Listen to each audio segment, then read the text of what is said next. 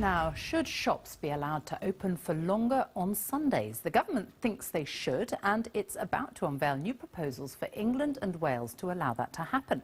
Current laws allow smaller shops to open all day, but large stores can only open their doors for a maximum of 6 hours. In his budget tomorrow, the Chancellor will give elected mayors and councils powers to decide what's right for their area. Our correspondent John Kay has been gauging reaction in Bristol, and he joins us now. John.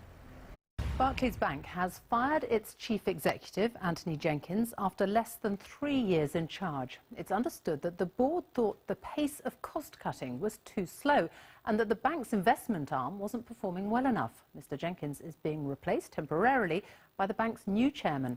Here's our business editor, Kamal Ahmed. Good evening and welcome to the BBC News at 6.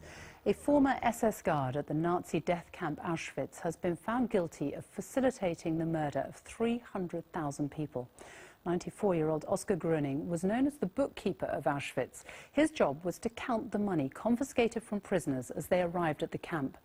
A court in Germany sentenced him to 4 years in prison at the end of what's expected to be one of the last Holocaust trials. Well, our correspondent Caroline Wyatt is in Lüneburg, where his trial took place. Caroline.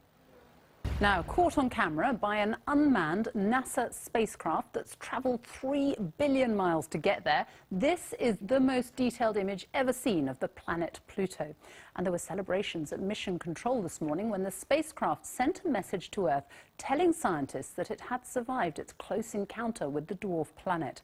Now scientists are waiting for even more detailed images of the last truly unexplored world in the solar system. Our science editor David Shookman is at Mission Control in Maryland. David. Good evening. Confidential letters written by Prince Charles to Tony Blair and his ministers when Labour were in government have been published after a 10-year legal battle by the Guardian newspaper. The letters to 7 government departments cover a wide range of subjects, including badger culling and herbal medicine. In one letter to the Prime Minister, Prince Charles said the armed forces were being asked to do a challenging job without the necessary resources. Clarence House says publishing the letters will only inhibit the Prince's ability to express concerns. Here's our royal correspondent Nicholas Witchell. In Nepal, hundreds of thousands of people have spent another night out in the open after the second major earthquake in less than 3 weeks. 76 people are known to have died yesterday, but that figure is expected to rise. The latest earthquake centred on several districts in the foothills of the Himalayas. The town of Chotara, where several people have been killed, was already a hub for rescuers and for aid after the first earthquake. Our South Asia correspondent Justin Rolat is there. A military coup is underway in Burundi. There has been heavy gunfire in the capital, Bujumbura, and at least 50,000 civilians have fled the small landlocked country. The East African nation was affected by the overspill of the Rwandan genocide in 1994, but also had its own civil war in which more than 300,000 people were killed. Since then, it has had a decade of relative calm, but the latest protests were sparked by the president's decision to seek a third term in office. It triggered both violence and international condemnation. Maud Julien is in the capital, Bujumbura. Her report contains some images you may find distressing. Good evening. 12 members of the same family from Bradford are missing after they failed to return from a pilgrimage to Saudi Arabia. The 3 sisters and their 9 children, aged between 3 and 15, were supposed to fly home 4 days ago. A lawyer representing the women's husbands says the most probable of the possibilities is that they have travelled to Syria to join Islamic State. Our special correspondent Lucy Manning reports. Joining Islamic extremists, the mother of a 25-year-old British man killed last night in Kenya fighting for Al-Shabaab has told the BBC that her world fell apart when she heard the news. In an exclusive interview, Sally Evans says she had not heard from her son Thomas, who converted to Islam, since December. And she spoke of her anger at members of the local community who she blames for radicalising him. Here's our security correspondent Gordon Carrera. Fled fighting in the north of the country as Islamic State fighters struggled to hold a key town on the border with Turkey. It's the latest in a series of setbacks for the jihadis in northern Syria. Kurdish forces, supported by US airstrikes, closed in on the town of Tal Abyad from the west and east, cutting off a vital supply line to the extremist stronghold of Raqqa. The latest reports from the Kurdish forces claim they have now taken the key border town. Our correspondent Paul Wood sent this report from the border. Of Magna Carta, a founding document of Western democracy, has been celebrated by the Queen and thousands of guests beside the River Thames in Surrey. It originated as a peace treaty between King John and his barons. He sealed it in 1215 at Runnymede, where today's ceremony took place. Magna Carta reined in the powers of the monarch, stating that they, like everyone else, were subject to the rule of law. It's widely recognised as the first charter protecting human rights and freedoms. Our royal correspondent, Nicholas Witchell, was at the ceremony and sent this report. Good evening. Thousands of holidaymakers are leaving Tunisia after the British government warned that another terror attack is highly likely. The Foreign Secretary, Philip Hammond, said the government now had a better picture of the emerging scale of the threat, and it was too big a risk for Britons to stay in the country. It comes 2 weeks after a gunman killed 38 tourists in Sousse, most of them British. Denmark and Ireland have now also advised their citizens to leave. Our correspondent Ola Girin is in Tunisia for us now. Ola. 75 years ago today, the RAF launched attacks against German fighter aircraft off the English coast. It was the beginning of what became known as the Battle of Britain, the first significant Allied victory against the Nazis. Today, Spitfires and Hurricanes flew over Buckingham Palace to mark the anniversary. The Queen and other members of the royal family watched on from the balcony, as Nick Hyam reports. The Prince of Wales and the Prime Minister have attended a memorial service at St Paul's Cathedral to mark the 200th anniversary of the Battle of Waterloo. The battle was a decisive victory for an army of British, Dutch and Prussian troops against the forces of the French Emperor Napoleon. Tens of thousands of troops were killed or wounded in the battle, which settled the balance of power in Europe for a century. Well, Robert Hall is on the battlefields of Waterloo in Belgium. Robert. That essential repair work on the Palace of Westminster could cost around £7 billion unless MPs move out for as long as 6 years. That's according to a report into the state of repair of the palace, which is partly sinking and has asbestos and outdated cabling. Our political correspondent Chris Mason reports. Good afternoon and welcome to the BBC News at 1. The future of Greece is hanging in the balance after the country overwhelmingly rejected the terms of an international bailout package. Eurozone leaders are considering their response to the referendum in which 61% of Greeks voted no. A summit is due to be held tomorrow in Brussels to discuss the crisis. Queues have formed once again at banks, which are expected to run out of cash in just a few days. Here, David Cameron held an emergency meeting with the Chancellor and Governor of the Bank of England. Chris Morris reports from Athens. To 4 years in prison, Groening had the job of counting the money confiscated from prisoners as they arrived at Auschwitz.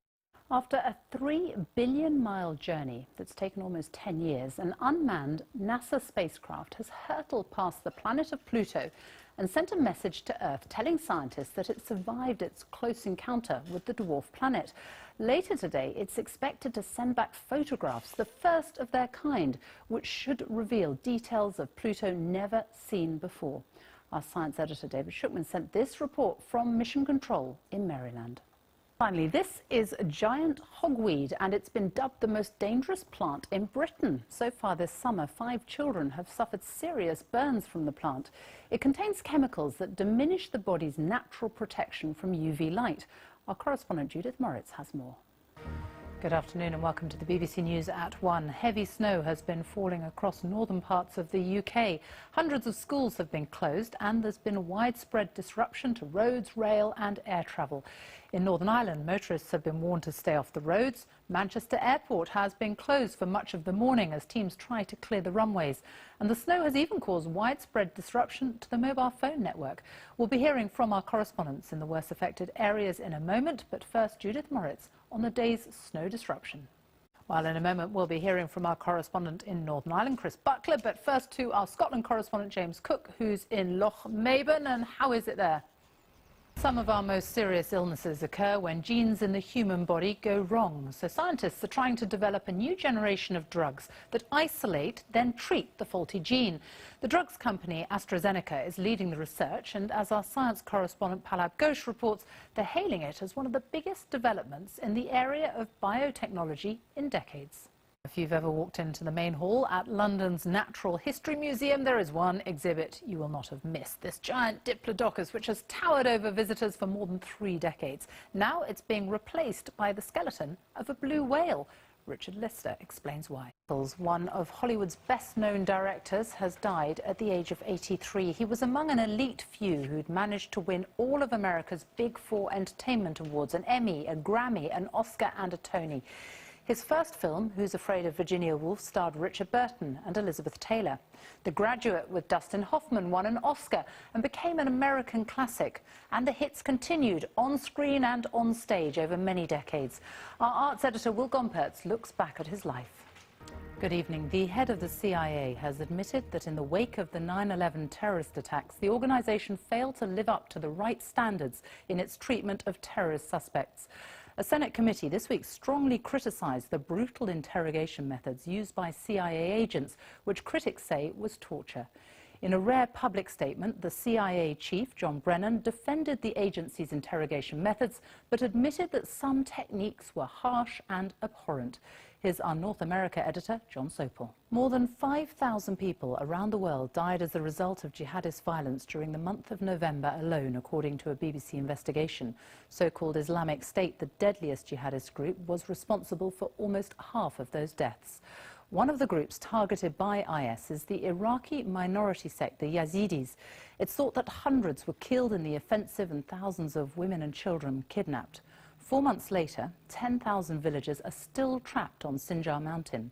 Nafisi Kunavad from BBC Persian has been given exclusive access to the army operation, taking in food and supplies and trying to rescue the most vulnerable. She spent the night with those surrounded by IS, fearing for their lives. Home by Oliver Jeffers. It's a children's favourite, and now the best-selling book has been turned into a children's opera, which opened today in London. Our arts editor Will Gompertz went along to the final dress rehearsal to see how it went down with its young audience. Good evening. Television broadcasters say they intend to hold 3 leaders' debates before the general election, even if some parties decide not to take part. In total, 7 leaders have been invited to participate in the debates, but political parties from Northern Ireland have expressed anger that they've been left out of the plans. The decision comes after broadcasters failed to reach agreement with the political parties over the original proposals, which only included the Conservatives, Labour, Lib Dems and UKIP. Here's our Deputy Political Editor, James Landell. Punishing austerity, and a quarter of the country is now out of work. On Sunday, Greeks will go to the polls to choose their next government, and it may well decide their future in Europe. If voters opt for the increasingly popular far-left party Syriza, then Greece could be on its way out of the psychological blackmail from European leaders. Members of the Eurozone have given Athens until Friday to accept the rescue deal, which would require further austerity measures. The Greek Prime Minister, Alexis Tsipras, said the proposal amounted to a surrender. Mark Lowen reports from Athens. Good evening. Unemployment has fallen to its lowest level in more than 6 years. According to the latest figures, it dropped by 97,000 between October and December. The total number of people now out of work stands at 1.86 million. And pay has risen more than the cost of living for the 4th month in a row, with average earnings up by 2.1%. The government welcomed the figures, calling them proof that their economic plan was working. But Labour says millions are still struggling to make ends meet. Here's our personal finance correspondent, Simon Gompertz. Italy is warning that it can't cope with the number of migrants crossing the Mediterranean from North Africa to reach Europe. The Italian government says that 5,300 migrants arrived in Italy in the first 6 weeks of this year. That's a 60% increase from the same period last year.